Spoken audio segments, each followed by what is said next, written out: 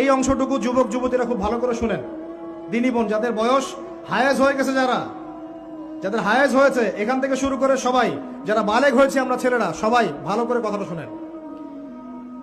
বাংলাদেশে পিছন থেকে একটা নতুন সমস্যা রাইজ করতেছে। সমস্যাটা হচ্ছে এমনিতেই আমাদের ছেলে মেয়েদের মধ্যে হারাম সম্পর্ক ছিল। এর স্কুলে কলেজে বিশ্ববিদ্যালয়ে যাচ্ছে, ফ্রি মিক্সিংয়ে পড়াশোনা করছে, বাসায় পর্ন দেখছে, ওখানে গিয়ে মেয়ের সাথে হারাম সম্পর্ক হচ্ছে, তারপরে প্রেমের সম্পর্কের নামে জেনা হয়ে যাচ্ছে, জেনা হওয়ার পরে ছেঁকা খেয়ে মাদক, তারপরে গান বাজনা বাদ্যযন্ত্র ইত্যাদি ইত্যাদি, জীবনটা শেষ। এদিকে ওই ব্যভিচারী মেয়েরা কারো কারো ঘরে যাচ্ছে, দাঁড়ান আমাকে বলতে দেন, ব্যভিচারী মেয়েরা কারো কারো ঘরে যাচ্ছে, ওদেরকে নিয়ে আপনারা আবার সংসার করতেছে। এই হচ্ছে না সিচুয়েশন। একজনের 5টা গার্লফ্রেন্ড, একজনের 4টা গার্লফ্রেন্ড, আরেকজনের 3টা বয়ফ্রেন্ড, 4টা বয়ফ্রেন্ড, এই ধাপগুলো পার হয়ে হয়ে এরা সংসারের জীবনে আসতেছে যখন বয়স হয়ে যাচ্ছে 25-30। সমস্যা কিন্তু এটা ম্যাক্সিমাম সবার ক্ষেত্রে হচ্ছে বলবো না, অনেক একটা বড় অংশ এই সমস্যা ফেস করতেছে। এর মধ্যে এই ফ্রি মিক্সিং এর মধ্যে শুরু হয়েছে নতুন একটা জিনিস, যে ভালোবাসার আবার লিঙ্গ কি, ভালোবাসার আবার এখানেই শুরু হয়েছে ছেলে ছেলে জেনা করা এবং মেয়ে মেয়ে জেনা করা।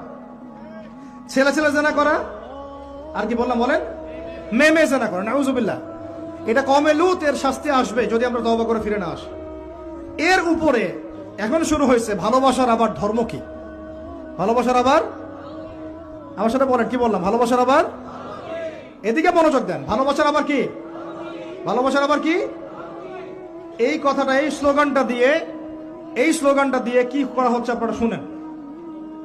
অমুসলিম ছেলে মুসলিম মেয়ের সাথে প্রেম করতেছে, অমুসলিম ছেলে মুসলিম মেয়ের সাথে প্রেম করতেছে, বলতেছে ভালোবাসার আবার ধর্ম কি, তুমি আমি একে অপরকে মহব্বত করি, ভালোবাসি, এর মধ্যে ধর্ম আসবে কেন? বলছে তুমি আমার ধর্মে দীক্ষিত হয়ে যাও অথবা আমি তোমার ধর্ম কবুল করে মুসলমান হয়ে যাব। এই মিথ্যা কথাগুলো প্রলোভন দিয়ে এখানে ওখানে পার্কে নিয়ে গিয়ে চটপটে ফুচকা খাওয়ায়, কফি শপে নিয়ে গিয়ে এভাবে আস্তে আস্তে আস্তে আস্তে মেয়েদেরকে লাইনে নিয়ে আসতেছে। আনার পরে শোনেন, কথা আগে শুনেন, বুঝেন। আপনি ঠিক বললেও ঠিক, এটা না বললেও ঠিক, চলতেছে এটাই সমাজে।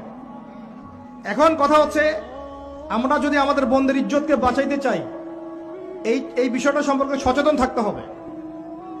মেয়েদেরকে ফাসলিয়ে এভাবে প্রেমের জালে ফেলে শেষমেশ বেডে নিয়ে গিয়ে ধর্ষণ বা গণধর্ষণ করে মেয়ের ওই ওভারির মধ্যে ওদের বীর্যপাত করে দিয়ে ওই ছেলেটার কোনো খবর পাওয়া যায় না, লাপাত্তা হয়ে যায়। কোনো কোনো ক্ষেত্রে টাকার বিনিময়ে মেয়েদেরকে পাচার করারও অভিযোগ পাওয়া গেছে।